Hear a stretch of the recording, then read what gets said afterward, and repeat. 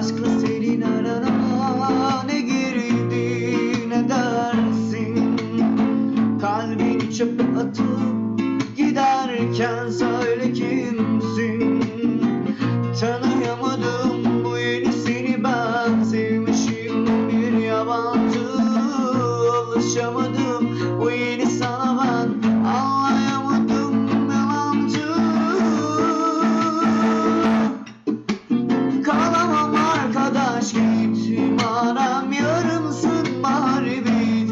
Lütfen ne bir selam ne bir satır, dayanamam haydi git. Kalamam arkadaş git, madem yarımsın bari bit. Lütfen ne bir selam ne bir satır, dayanamam haydi git.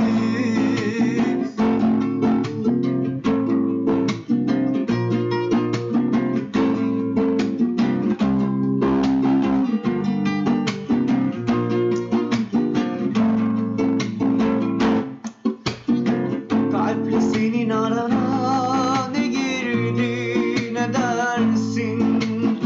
Böylesine bir ceza verirken söyle kimsin? Yaptığım alt üstü bir hata, sevmişim bir yabancı. Tuz basar gibi içim